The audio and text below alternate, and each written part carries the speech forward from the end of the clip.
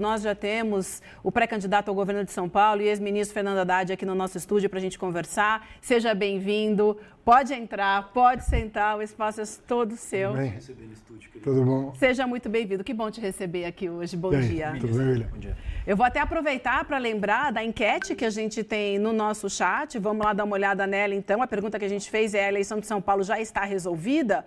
A gente tem 3 respostas aí: sim, e no primeiro turno, não, disputa aberta, e vai pintar surpresa. A gente conta aí com a participação de vocês. Tá aí, a gente já tem até uma parcial, tá? Então, para 13% das pessoas, sim, e no primeiro turno, 60% não, a disputa está aberta, e 35% vem surpresa por aí. Quero lembrar também que você pode participar da nossa entrevista contigo hoje, Haddad. A nossa audiência vai mandar mensagens pelo nosso canal com perguntas do ICL Notícias, do Instituto Conhecimento Liberta. A gente faz uma curadoria, é claro, e a gente vai conversar aqui. Então, seja bem-vindo mais uma vez. Bom dia. Satisfação estar aqui com vocês. Que bom te receber. A gente recebe, então, aqui hoje o ex-ministro da Fazenda, do governo Lula, Fernando Haddad, que acaba de deixar o ministério, é pré-candidato ao governo de São Paulo, um palanque muito importante para garantir também, e estratégico, né, para garantir a eleição do presidente Lula no maior colegiado do país. É uma corrida que começa, obviamente, com o atual governador, Tarcísio de Freitas, que está à frente das pesquisas. A gente tem aqui, ministro, um levantamento da Atlas Estadão, que foi divulgado nessa semana, que mostra o pré-candidato à eleição, a reeleição à frente do senhor no primeiro turno. Eu queria trazer primeiro esses dados, vou contar aqui para a nossa audiência, depois queria te ouvir sobre esses dados também. Então, na pesquisa, o que a gente tem? Nessa pesquisa Atlas Estadão de primeiro turno, o Tarcísio na frente com 49,1% das intenções de voto, o senhor vem logo a seguir como pré-candidato, 42,6%. A gente tem uma simulação também de segundo turno, que aí a gente mostra o Tarcísio na frente também, com 50,2%. Muitas coisas para a gente conversar aqui. Queria começar te perguntando, quando você olha para essa pesquisa, qual é a sua avaliação? Olha, a pesquisa, até para minha surpresa, ela é exatamente o quadro do final da eleição de 2022, que terminou 55-45. Então, começar por onde eu terminei, eu acho que é um bom começo. Acho que nós temos um jogo aí pela frente e eu tenho me debruçado nas últimas 2 semanas sobre o que aconteceu nesses quase 4 anos e eu penso que nós vamos ter muita discussão para fazer sobre os temas de interesse público, inclusive porque, em virtude de várias circunstâncias, a cobertura da gestão do governo do Estado ela é muito frágil, ela não tem uma cobertura jornalística muito intensa, né?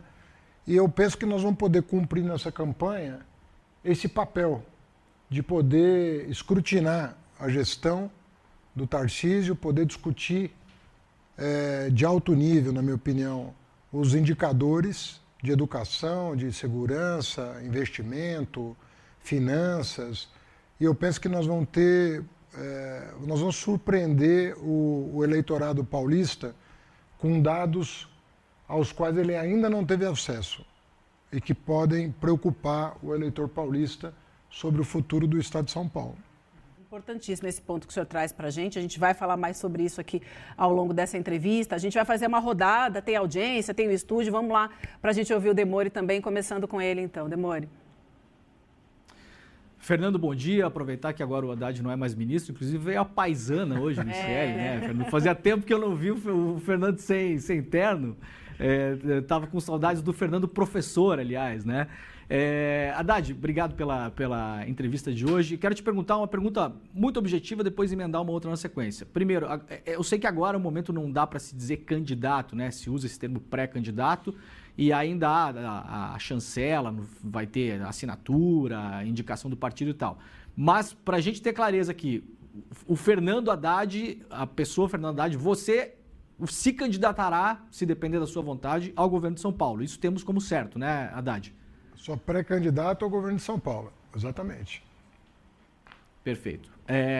Bom, os dados da economia que a gente tem visto nos últimos tempos Se a gente pegar os números e fizer uma avaliação de como era no passado também, os números são muito positivos no geral, né? Um desemprego muito baixo, inflação sob controle.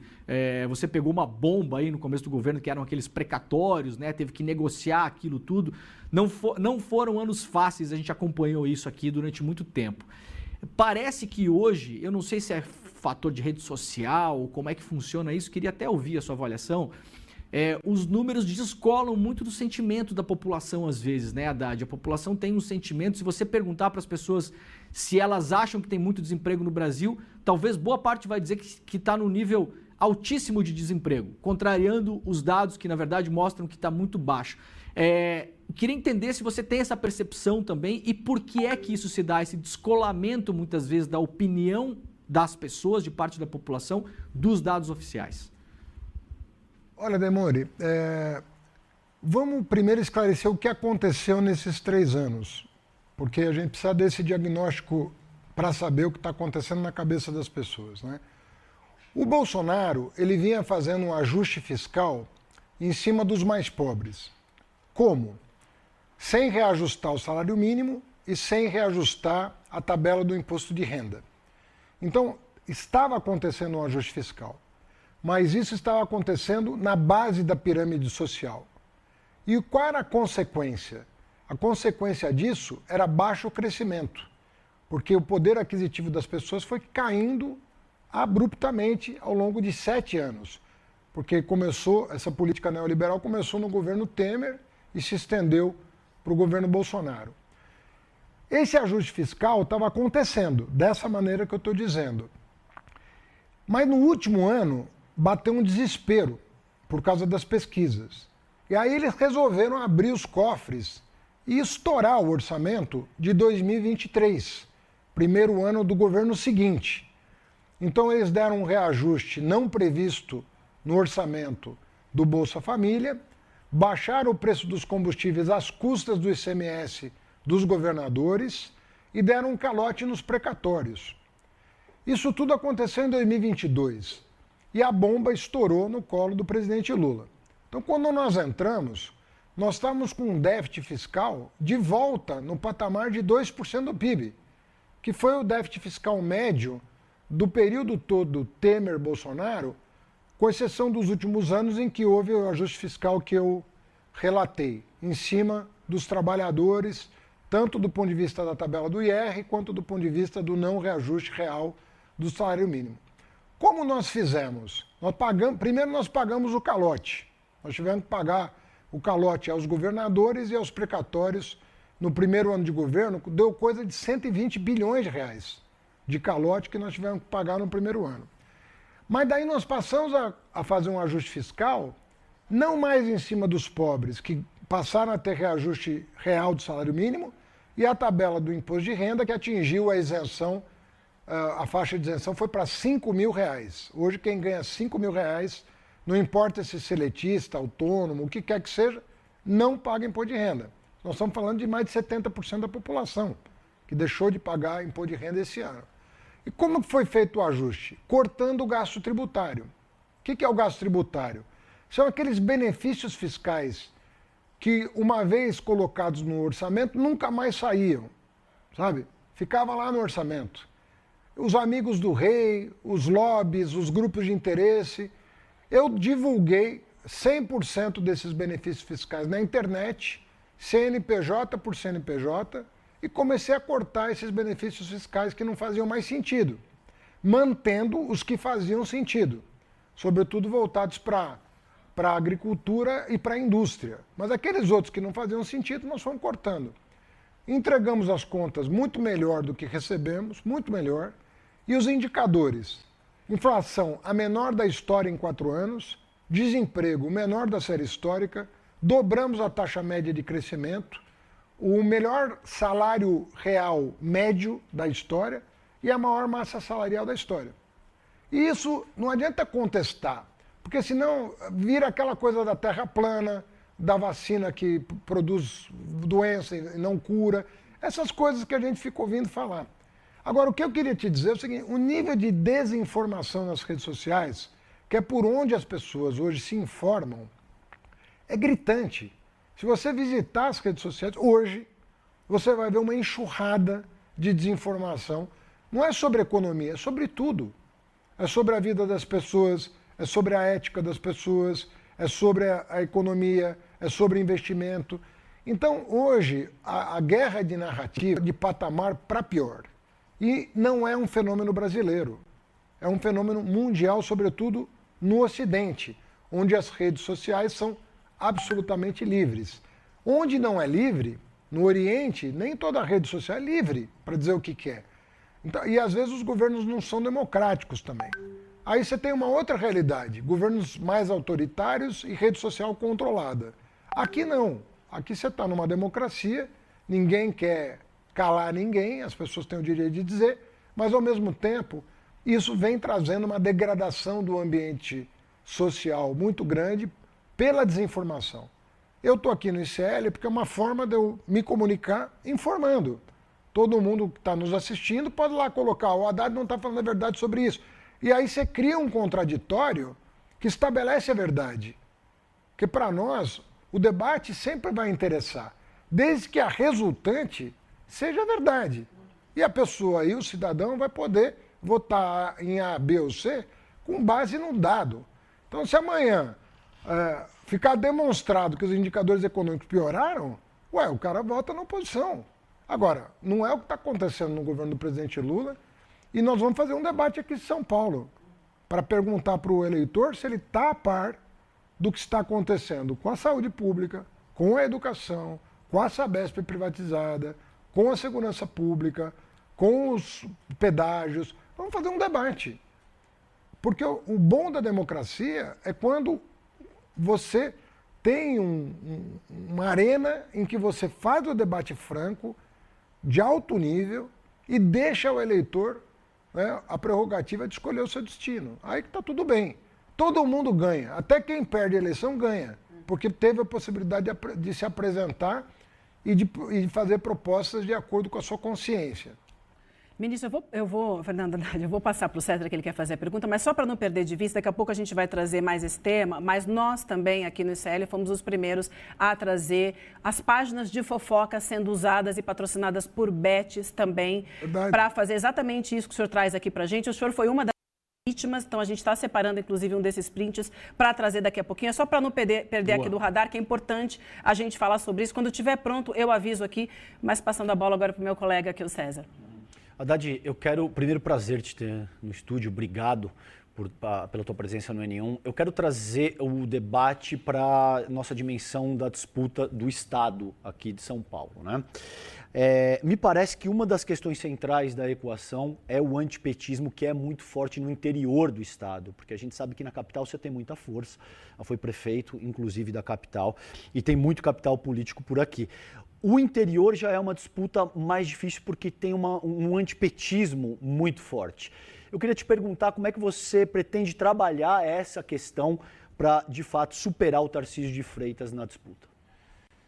Olha, se a gente for temer dialogar com quem pensa diferente, nem é bom disputar, entendeu? A verdade é que a política se faz com a construção de novos consensos, de novas possibilidades. Entendeu? Eu entendo que há um conservadorismo histórico, mas eu entendia também, em São Paulo, antes da eleição da Erundina, as pessoas diziam que nunca um partido progressista ia ganhar São Paulo.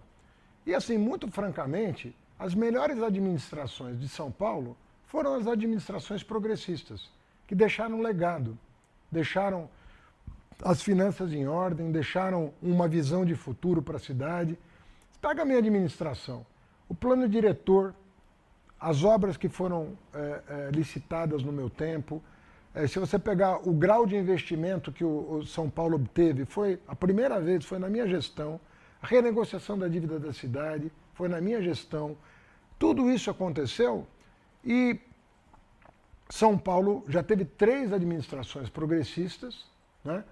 Em 2022, eu ganhei na região metropolitana, não só na capital, mas na região metropolitana, por 55 a 45, e fica o desafio político de conversar com o público do interior. Agora, o interior, você vê, Nós temos que falar mais da escola pública do interior, que está numa situação diferente hoje. Né? Você tem que falar do fato do Comando Vermelho estar atuando no interior de São Paulo. Nunca aconteceu isso. E agora aconteceu, de uma outra facção, que nem era de São Paulo, vir para São Paulo para atuar no interior paulista. Você tem a questão do custo de vida no interior de São Paulo, seja pela água mais cara, seja pelos pedágios. Você tem uma série de questões que você vai poder discutir com o interior, mostrando alternativas, porque não adianta oposição, não é para criticar, ele critica durante o governo. Oposição na eleição é para propor. Você tem que propor uma alternativa.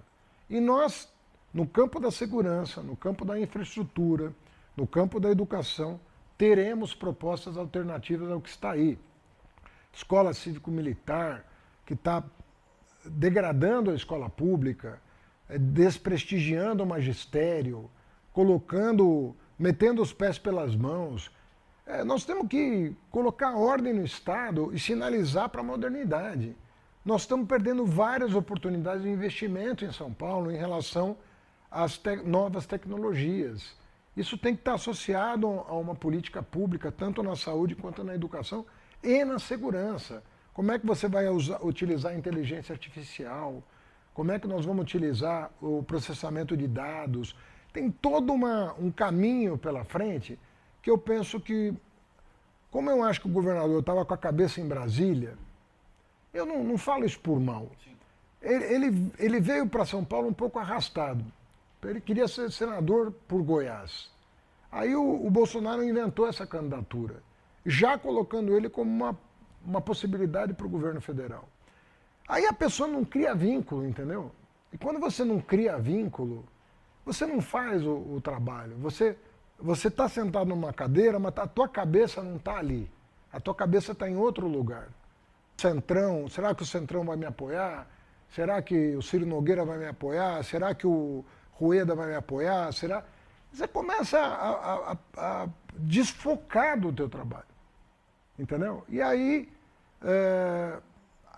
o resultado não vem. Porque sem a liderança do chefe do executivo, a máquina, ela toca o serviço. Ela toca o serviço. Mas esperar que a máquina vai inovar sem a liderança do governador, isso não acontece. Isso não acontece. A máquina de São Paulo é espetacular, diga-se de passagem. Mas ela precisa da liderança para inovar. E eu acho que faltou liderança em São Paulo. Muito bem. Eu tenho o print que eu prometi trazer, queria colocar aqui no telão para ouvir o seu comentário também. Então tá aí, nessa página Babadeira, a gente fez e vem fazendo um levantamento mostrando, né, como é que funciona esse trabalho nessas redes por bets. Inclusive, aí tem uma das fake news. Então, Haddad deixará o cargo com um rombo de 100 bilhões aos cofres públicos, o pior ministro da Fazenda que já tivemos. E a gente trouxe uma reportagem também de fevereiro, falando de conteúdos pró-Tarcísio e contra o Banco Central em perfis de fofoca, que foi negociado por colaboradores de agência. Depois a gente também trouxe aqui, o Demore fez uma abertura para a gente, trazendo também uma planilha de quanto custam esses posts. Eu queria que o senhor comentasse para a gente esse tipo de ação. Mas isso tem uma razão de ser, eu queria explicar para quem está nos ouvindo. A suspeita que está sendo investigada, e acho que há comprovações já, é de que as bets estão financiando sites de desinformação para promover políticos, uns, e para prejudicar outros. Por que a bet está fazendo isso? Vamos nos lembrar, as bets ficaram os 4 anos do governo Bolsonaro sem pagar imposto. Essas bets que aliciaram, inclusive, crianças para o jogo, essas bets ficaram 4 anos, ao contrário de uma farmácia, de uma padaria, de uma loja, de uma indústria, de um serviço, de um cabeleireiro, de um padeiro, elas ficaram sem pagar imposto nenhum. Nem imposto de renda. Nada. Nem imposto sobre o lucro. Nada, nada, nada. 4 anos sem pagar imposto. Aí eles fizeram uma campanha contra mim, me apelidando de taxado, porque eu resolvi cobrar imposto de bet. Sim. Agora, eu fico me perguntando, se um empresário que gera emprego Se um empresário que paga aluguel, paga luz, paga condomínio, paga imposto, como todos nós que somos trabalhadores e pagamos impostos, por que uma Bet vai ser tratada como uma Santa Casa de Misericórdia? Se ela produz doença e não saúde. A Bet adoece as pessoas. 1% dos apostadores, isso é estimativa mundial, adoece as pessoas. Se a gente não tiver dinheiro sequer para cuidar das pessoas que a Bet adoece, por que nós vamos deixar isso aqui funcionando? O presidente Lula, inclusive, está estudando se mantém essa autorização que o Bolsonaro deu para as bets funcionarem. Agora, enquanto funcionam, tem que pagar imposto. Como elas se revoltaram contra pagar impostos, elas começaram essa campanha contra mim. Então, eles inventaram um apelido e começaram a disseminar desinformação para me atacar. Agora, eu não vou deixar de cumprir a minha obrigação funcional com medo de um bando de canalhas que ficaram 4 anos na ilegalidade sem pagar imposto. Agora, existe gente séria nesse setor? Eu acho que até existe. Não estou dizendo que todas são assim. Mas é um setor novo, que não gera emprego, que não gera bem-estar, na minha opinião. Enquanto a pessoa está se entretendo ali, uma coisinha ou outra, um entretenimento, ok. Mas a partir do momento que você não tem compromisso com a saúde mental, a partir do momento que você não tem compromisso com a Receita Federal, a partir do momento que você faz publicidade enganosa, de que uma pessoa pode enriquecer apostando em jogo de azar, como o próprio nome diz, ninguém vai ganhar dinheiro em jogo de azar.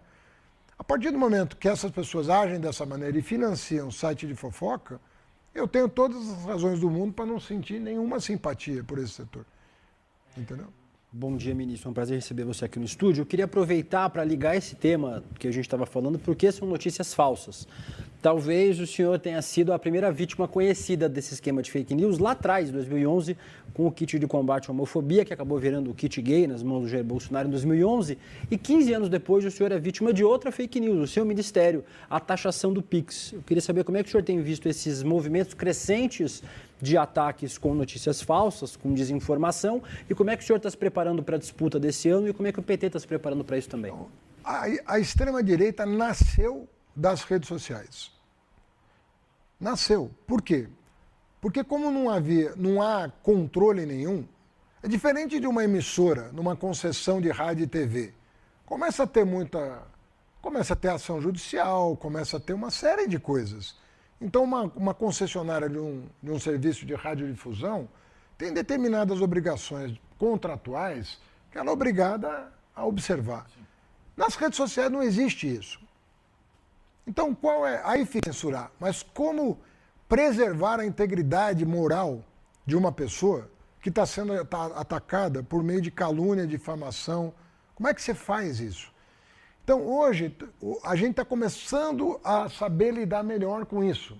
O judiciário está mais atento, a justiça eleitoral está mais atenta, o impulsionamento, às vezes, dá na cara que ele está sendo direcionado, como essa reportagem que vocês apresentaram aqui agora, né, de site de fofoca patrocinado por Bet para difamar pessoas.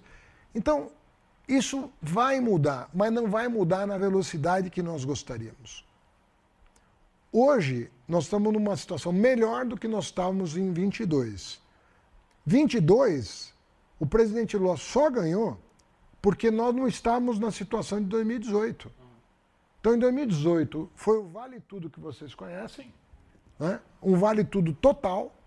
Algumas Big Techs sentiram que isso era um caminho perigoso, tomaram algumas medidas para que 2018 não se repetisse.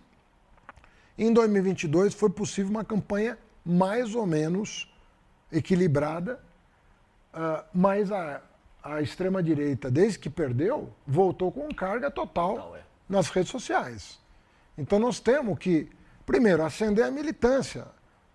A militância não é progressista, é qualquer militância decente. Uma pessoa pode ser de direita e decente. Ninguém é obrigado a ser indecente por ser de direita. Pô, eu tenho uma visão do Estado que não é a mesma de um progressista, ok. Agora, defende honestamente as suas ideias. Ninguém está impedido de defender as suas ideias honestamente. Agora, não é o que está acontecendo hoje nas redes sociais. Então você tem aí um problema grave de comunicação. Até a comunicação do governo é muito criticada por isso, mas ela também tem limites.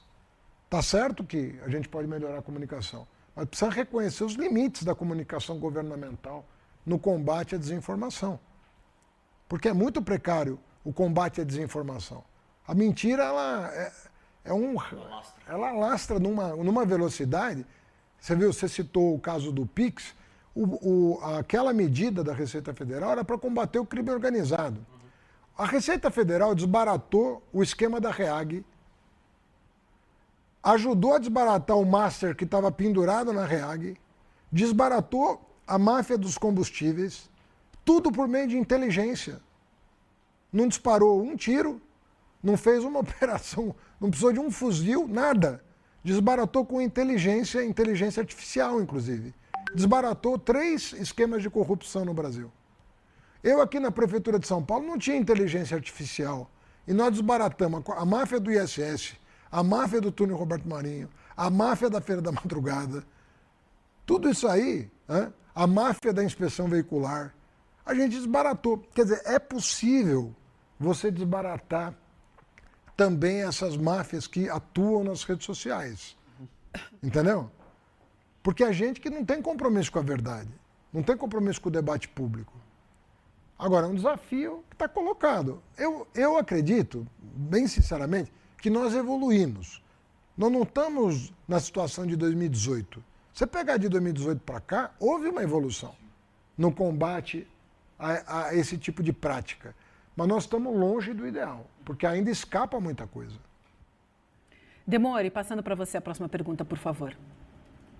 Sim, vou fazer 2 muito rápidas, porque a gente tem a pergunta da nossa audiência ainda. Haddad, 2 coisas muito rápidas. Uma coisa que você mencionou, que o presidente Lula estuda eventualmente reverter a decisão de autorização das bets do Bolsonaro. Significa o quê? Que poderia eventualmente até pensar em proibir as bets? Primeira pergunta. Segunda pergunta, limpando esse terreno, né, da questão da fake news, do Nicolas Ferreira, bet patrocinando notícia falsa e tal, algo que marcou muito a sua gestão com a população foi assim chamada, que depois foi apelidado de taxa das blusinhas, né? Que foi aquela taxação daquelas pequenas importações que vinham de fora, dos sites conhecidos aí, Shopee, etc e tal, que vinham para o Brasil e as pessoas, eventualmente, boa parte dessas pessoas tinham ali um pequeno comércio, revendiam aquilo.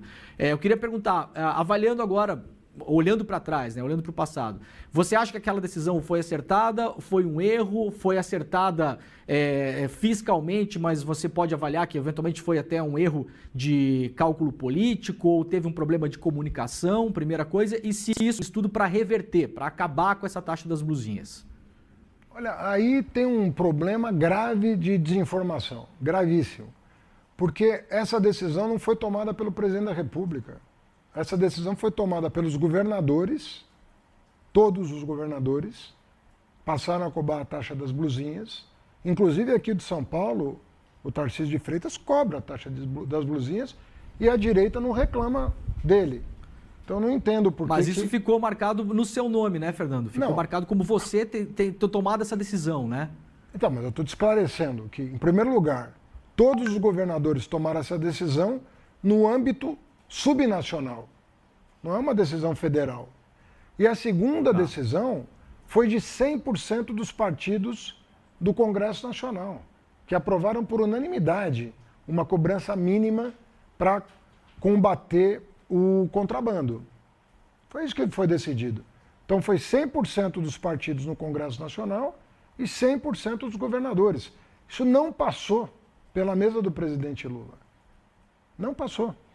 Então, de novo, aí é engraçado que até o nosso campo desinforma, perguntando se eu estou arrependido de uma decisão que eu não tomei.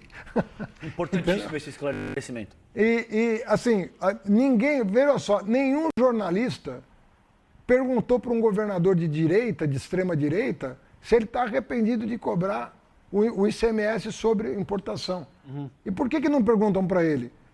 Porque é interessante que esse assunto fique cravado como uma decisão do Executivo Federal. E não foi do Executivo, foi do Legislativo Federal e do colegiado de governadores do país.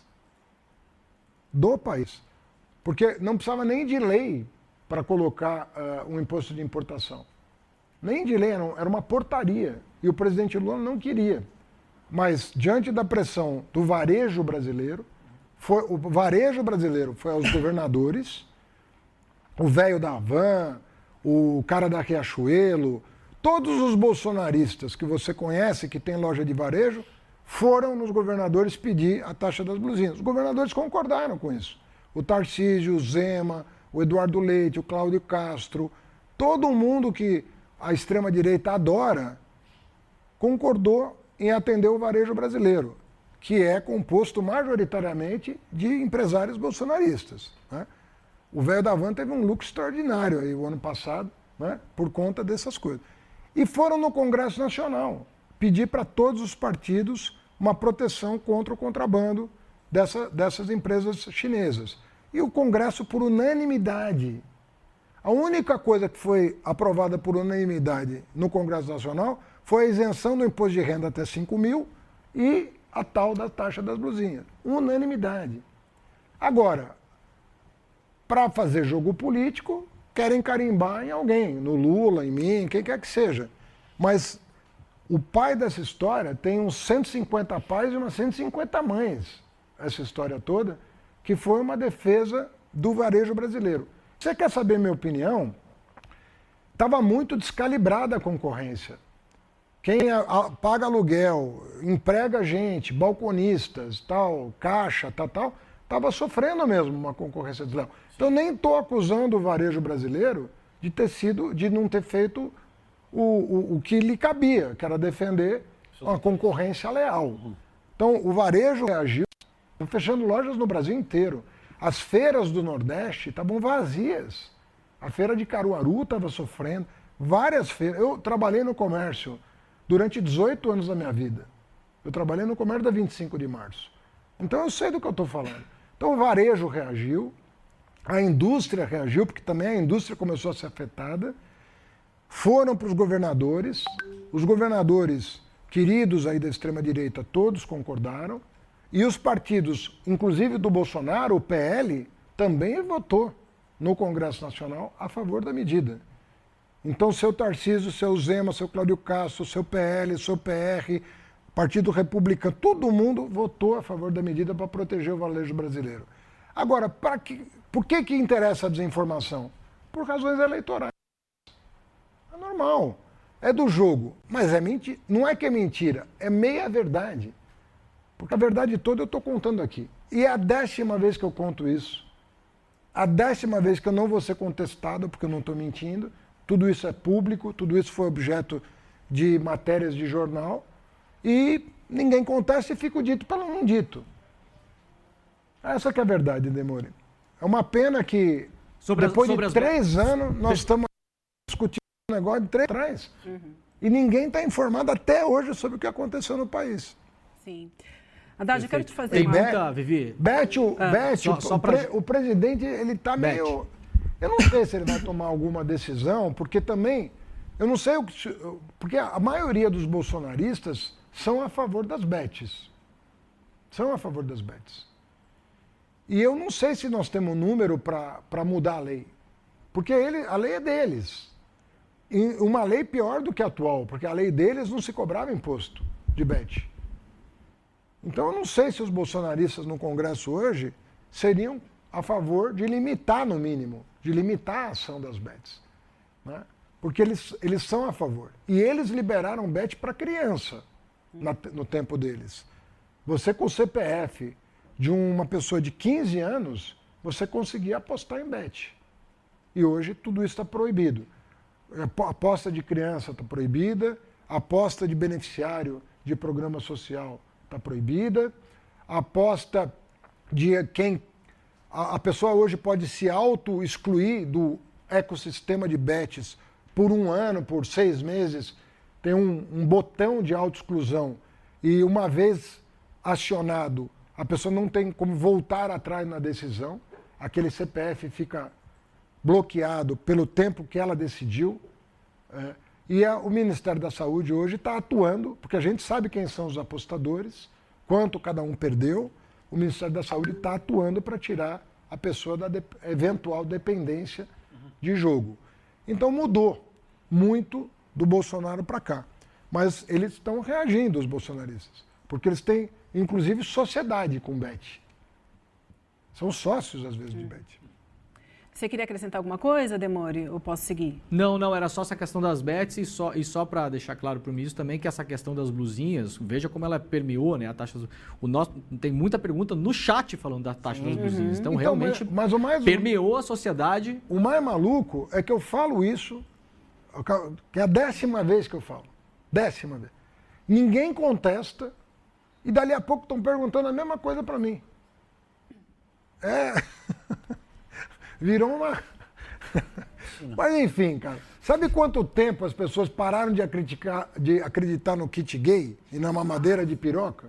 Foram anos para as pessoas limparem a cabeça, a mente, de que aquilo não existia. De que aquilo era uma plantação. Anos.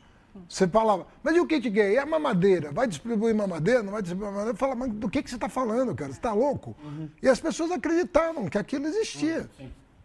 É um trabalho grande, né? É um de trabalho... desintoxicação que tem que ser Essa feito. vai virar a mesma coisa da mamadeira. É uma outra mamadeira. Daí a importância de esclarecer, né?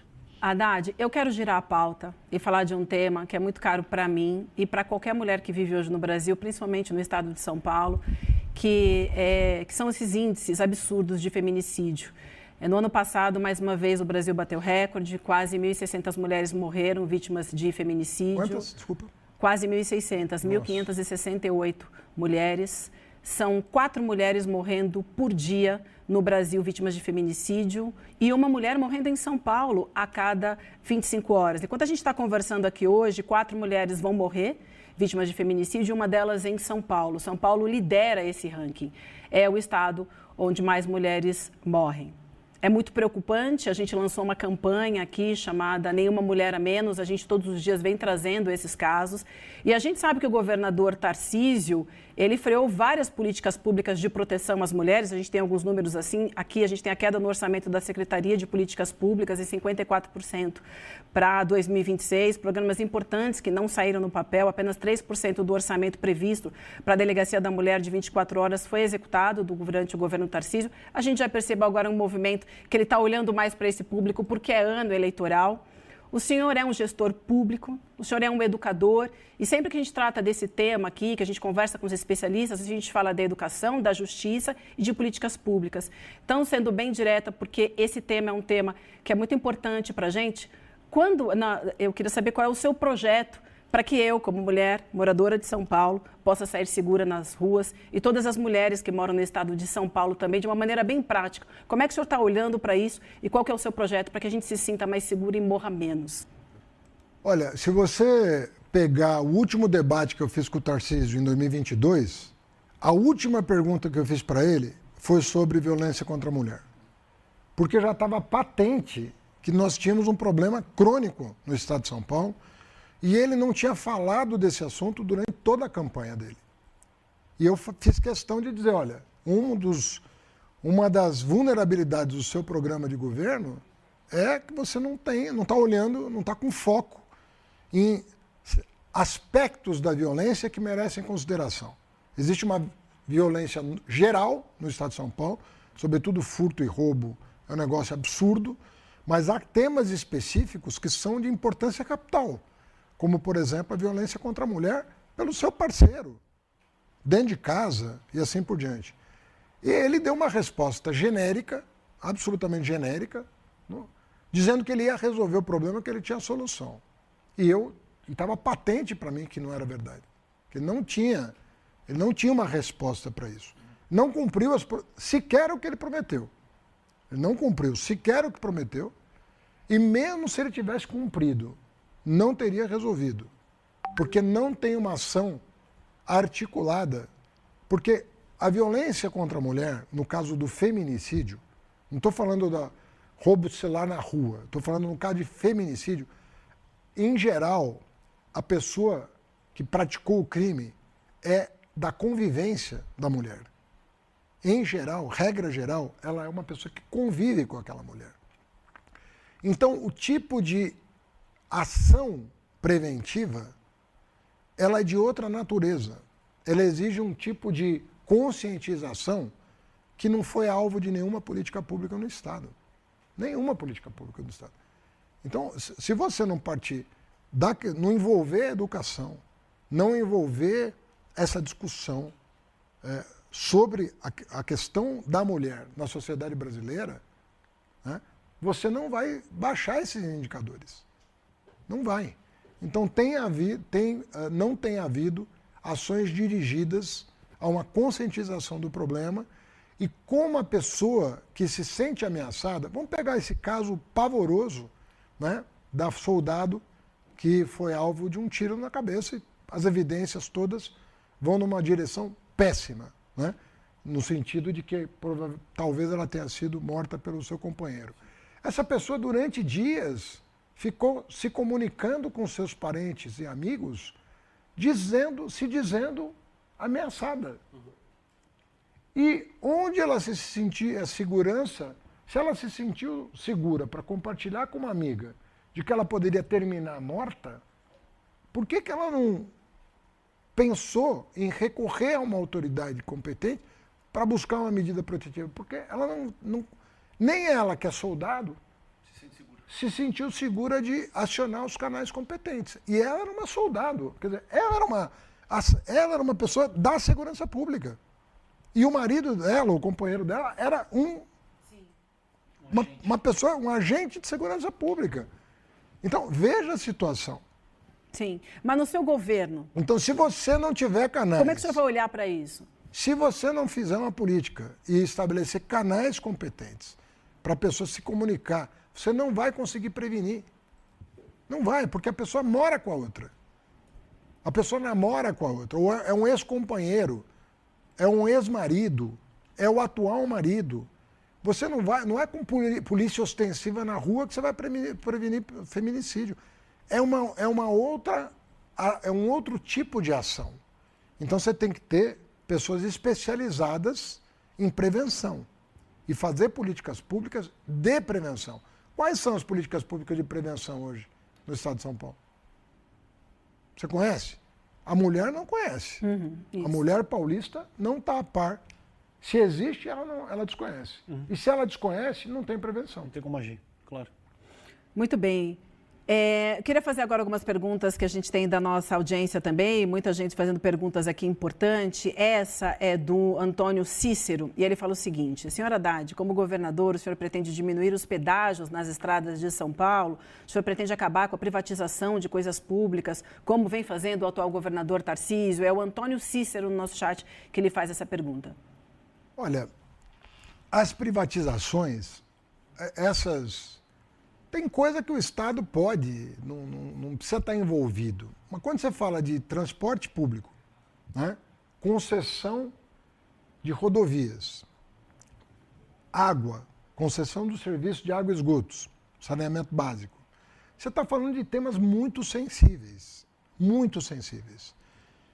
em que os contratos têm que ser regidos por cláusulas muito rígidas. Porque o concessionário privado quer lucro. Ninguém compra uma concessão para perder dinheiro. Sim. E quer o lucro máximo que aquilo vai oferecer. Se você faz um contrato ruim com a concessionária, primeiro que tem coisa que eu acho que não devia privatizar. Eu defendi a não privatização da Sabesp veementemente em 2022, porque a experiência internacional demonstrava que a privatização do saneamento não dava certo. E muitas cidades europeias estavam reestatizando serviços de água e esgoto. Então acabava o contrato, ela não renovava a concessão, porque não tinha dado certo. Piora da qualidade e aumento da conta. Eu perguntei para o Tarcísio, você vai privatizar a Sabesp? Ele falou, eu estou estudando. Só que ele não estudou, porque ele privatizou, 3 meses depois da posse, ele já anunciou que ia privatizar. Então ele prometeu que ia estudar e ele não estudou. Porque eu acredito que se ele tivesse estudado, ou ele não teria privatizado, ou ele teria feito um contrato diferente com a nova concessionária. Essa é a minha opinião. Então, eu acho que ele não estudou. Então, tem gente revoltada. Privatização das linhas aqui de CPTM e metrô. Você tem visto uma piora da qualidade. A linha Esmeralda aqui em São Paulo está uma Você tem tragédia. visto todo mundo reclamando. Eu convivo muito com essa turma que mora na Zona Sul, sobretudo, e ninguém aguenta mais tanta pane da linha privatizada. Você pega o Flow, esses pedágios que estão sendo colocados. Tem gente que trabalha perto, mas tem que passar pela estrada. Trabalha no outro, e às vezes não tem outra via para chegar no trabalho. Então você está impondo um custo para as pessoas que elas não tinham. Então tem muita coisa que foi feita errada. Tem muita coisa que foi feita errada. E isso precisa de uma pessoa com foco no Estado. Estava dizendo, não adianta você sentar numa cadeira pensando na outra. Eu já vi isso muito acontecer na política. Eu sou ministro da Educação, mas o que eu quero ser depois? Cara, seja ministro da Educação primeiro. Se você der certo, alguém vai pensar em alguma coisa para você depois. Ah, eu sou ministro da Fazenda, o que eu vou ser depois? Faz o teu trabalho. Faz um bom trabalho primeiro. Faz o teu trabalho. Isso não aconteceu em São Paulo. Não aconteceu por várias razões. Não era uma pessoa com raízes em São Paulo. Não tinha o conhecimento do Estado. E não tinha aquela paixão que a política exige para você fazer a diferença.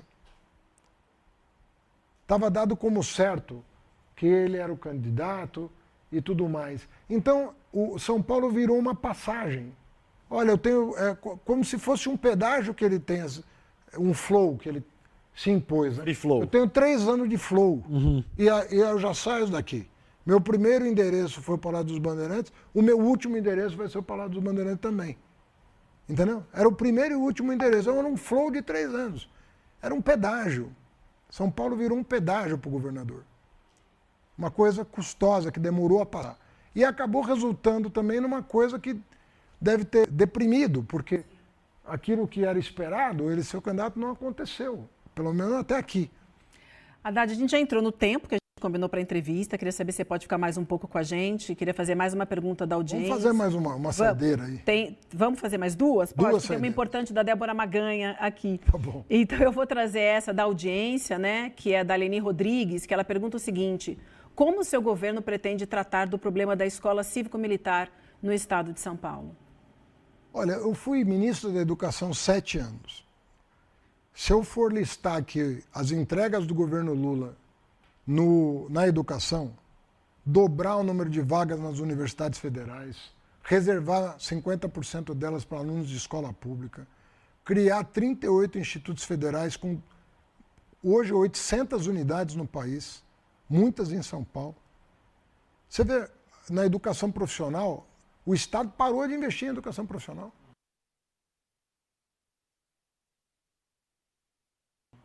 Nós estamos expandindo aí os institutos federais pelo interior de São Paulo. Nós fizemos o ProUni, que já formou mais de 1,5 milhão de brasileiros. Já concedeu bolsa para mais de 3 milhões de brasileiros. Então você vai listando o Fundeb, a troca de ônibus escolares, tudo isso foi feito, né? De maneira adequada, né? Eu nunca vi um educador defender militar dando aula. Nunca vi. Você tirar um militar da rua para fazer o que ele não sabe, para gerir uma escola que ele nunca estudou a gestão de uma escola, a gestão de uma comunidade escolar. Você tira o cara do que... Você vai piorar a saúde, vai piorar a segurança e a educação. Vai piorar. É a mesma coisa pegar um professor para botar num hospital para fazer cirurgia. Do que você está falando? Não tem sentido nenhum. Então, assim, ele tá metendo pés pelas mãos. E é para agradar o público bolsonarista que ele fez isso, porque nem ele acredita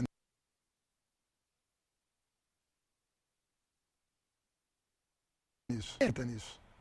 Isso é uma coisa que não funciona em lugar nenhum do mundo. Vai na França, vai na Inglaterra, vai nos Estados Unidos, vai nos países que a extrema-direita adora. Israel, vai onde você quiser. Isso não existe, gente. Nós estamos vendendo uma ilusão para as pessoas. Uma escola tem que ser organizada pela comunidade escolar, professores, funcionários, alunos e família. É isso que organiza uma escola. E quando se organiza bem, os resultados vêm. O Ceará tem a melhor educação básica do país. Tem alguma escola cívico-militar lá? Não. Não tem. As escolas são públicas. Pernambuco tem o melhor ensino médio do país. Tem algum ensino médio cívico-militar lá? Por que a gente não se inspira no que deu certo? Nós vamos nos inspirar no que ninguém sabe. E tudo leva a crer que não vai dar certo.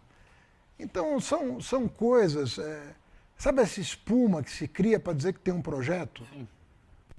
E não é por outra razão que a qualidade caiu no estado de São Paulo. A qualidade da educação caiu, segundo os indicadores do nosso Instituto Federal chamado INEP, que é quem mede a qualidade das escolas públicas. A qualidade das escolas públicas de São Paulo caiu por conta de políticas como essa. Ministro, a gente tem uma pergunta da Débora Maganha, nossa economista, apresentadora do programa Mercado e Investimentos, sobre a escala 6x1. O governador de Freitas disse que só dá para acabar com a escala 6x1 se desonerar empresas. O senhor com isso ou acha que existe um outro caminho para debater a melhoria de vida dos trabalhadores sem dar mais um benefício fiscal para os empresários? Olha, eu acho que há um caminho, porque nós estamos com essa escala desde 1988. Então nós estamos aí, daqui a pouco vai fazer quanto? 40 anos que nós estamos com a escala 6x1. A tecnologia mudou, tudo mudou, o mundo do trabalho mudou. E a maioria dos países deram passos no sentido de liberar o trabalhador. Até porque você tem ganhos de produtividade muitas vezes. Agora, eu não dispenso fazer conta. Tem que fazer conta, né? O próprio presidente pediu para a área econômica, inclusive para técnicos do Congresso, avaliarem com o cuidado devido. Mas o presidente está convencido de que nós temos um caminho a trilhar nesse campo. Então, o governador ele demonstra pouca preocupação com o trabalhador, né? Ele deu uma declaração contra a isenção de 5 mil. Né? Ele falou, isso aí não dá, tem que... Está cobrando imposto do andar de cima que não paga, pode prejudicar o andar de cima que não paga. Imagina, o cara rico no Brasil não paga imposto e o governador está preocupado com ele. E com o cara que ganha 5 mil que paga, o governador não está. Então, o governador tem uma visão de mundo desequilibrada a favor do capital. Entendeu? Nós estamos numa sociedade capitalista. Tudo bem. Mas você não pode... Essa visão atrasada de que se você favorecer só o capital, tudo vai ficar uma maravilha, não funciona. Com desigualdade, com muita desigualdade, você enriquece alguns e você não promove o crescimento econômico que vai favorecer todos. Então fica uma coisa tacanha, de meia dúzia acumularem bilhões e o povo na miséria. Quando você equilibra o jogo entre capital e trabalho, o capital ganha mais, não ganha menos. Porque você faz a roda da economia girar e o crescimento econômico acaba beneficiando todo mundo. Então essa visão de que tudo para o capital, nada para o trabalhador, porque se o capital tiver tudo, o trabalhador acaba recebendo as migalhas, não funciona. É uma visão muito atrasada de economia. Por isso que eles não deram reajuste do salário mínimo, por exemplo, e não reajustaram a tabela do imposto de renda. Então ele não consegue explicar por que ele fez isso. Você sabe que eles passaram a cobrar de 20 milhões de brasileiros imposto de renda que não pagavam, só pelo congelamento da tabela. Teu salário subia por conta da inflação e você acabava entrando no imposto de renda porque a tabela não era reajustada nem pela inflação. Então não dá para ser assim. Esse foco exclusivo no capital é uma visão da colônia, sabe? É do senhor de engenho. Tem que olhar para o trabalhador porque ele é a mola da economia capitalista. Não são escravos, escravizados. Ele é a mola da economia capitalista. E eu vejo pelas falas do governador sobre tabela do imposto de renda, sobre escala, que ele tem uma visão exclusivamente voltada para o capital. Sim. Haddad, a gente passou 10 minutos, quero te agradecer demais o tempo com a gente, foi super importante, falamos de temas que nos preocupam muito aqui, quero agradecer o seu tempo e também te convidar, antes de dar tchau junto com a gente, para dar uma olhada na audiência que nos acompanhou no programa de hoje até aqui.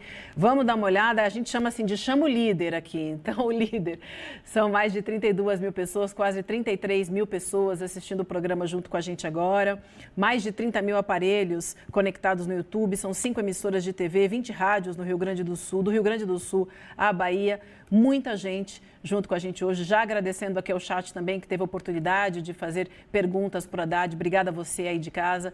Obrigada, Haddad. Obrigado a você. Bom dia e até uma nova oportunidade em breve por aqui. Muito obrigado. Obrigada demais.